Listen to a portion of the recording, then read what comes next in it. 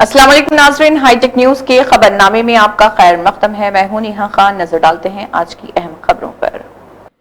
मजलिस इत्तेहादुल मुस्लिमीन के सदर व रुकन पार्लियामेंट हैदराबाद बैरिस्टर असदुद्दीन ओवैसी ने जुबली हिल्स असेंबली सीट के ज़मीनी इंतखाब में हिस्सा नहीं लिया है। पार्टी के सदर असदुद्दीन ओवैसी ने तस्दीक की है।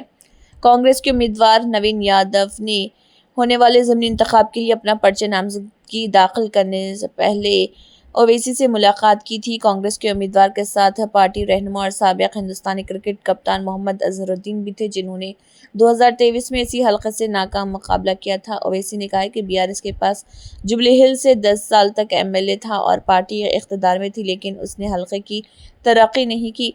हैदराबाद के रुकन पार्लियामेंट ने कहा कि हलके के 3,98,000 वोटर तरक्की चाहते हैं। उन्होंने कहा कि हलके में बहुत से कच्ची आबादी वाले इलाके हैं और तमाम वार्डों में शहरी सहूलियात को बेहतर बनाने की ज़रूरत है।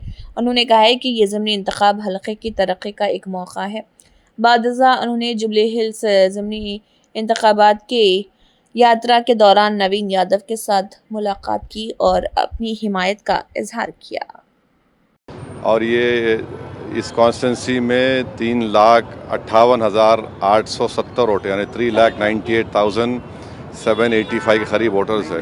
हाँ, तो यहाँ पर डेवलपमेंट ज़रूरी है और जुबली हिल्स में डेवलपमेंट के लिए, क्योंकि अब ये बाई इलेक्शन है, ये रिज़ल्ट की वजह से तो कोई गवर्नमेंट गिरने वाली नहीं है ना, गवर्नमेंट बनने वाली है। और 10 साल यहाँ की जनता ने बीआरएस कैंडिडेट को मौका दिया, वो कंप्लीट फेलियर साबित हुए।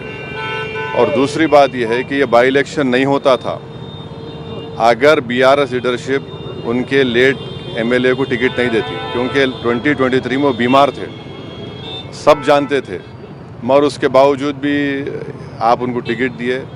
तो यहाँ पर जो अभी इलेक्शन है, सेंटिमेंट क्या है? डेवलपमेंट का है। जुबली हिल्स डेवलपमेंट का सेंटिमेंट है। 3,98,000 वोटर्स का सेंटिमेंट है, एक कैंडिडेट का सेंटिमेंट नहीं है यहाँ पर।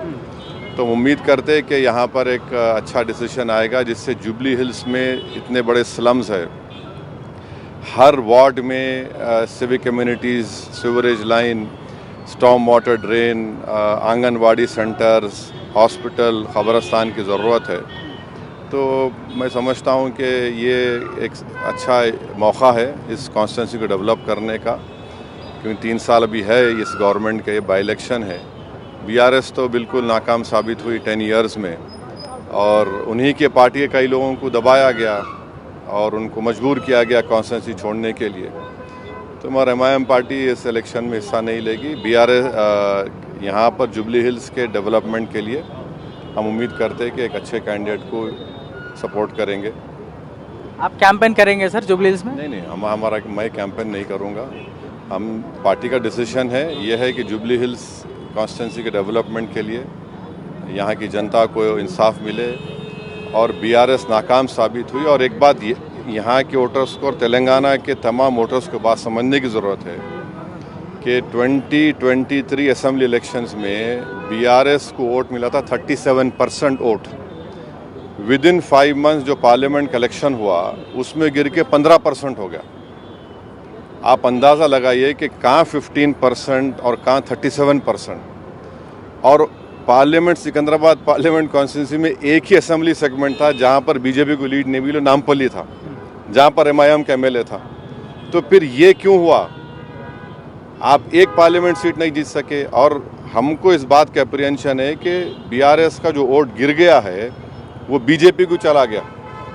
तो इसलिए भी बहुत ज़रूरी है कि जुबली हिल में यहाँ पर बीजेपी को रोकने के लिए सब लोग मिलकर मेहनत करें। सर यहाँ पे डेवलपमेंट के लिए, बीजेपी को रोकने के लिए और जुबली हिल्स की जनता को रोकने के लिए। और 10 इयर्स वेस्ट हुआ बीआरएस, उनका सीएम, उनका एमएलए, आप डेवलपमेंट नहीं कर रहे और ये बाई इलेक्शन है। सर यहाँ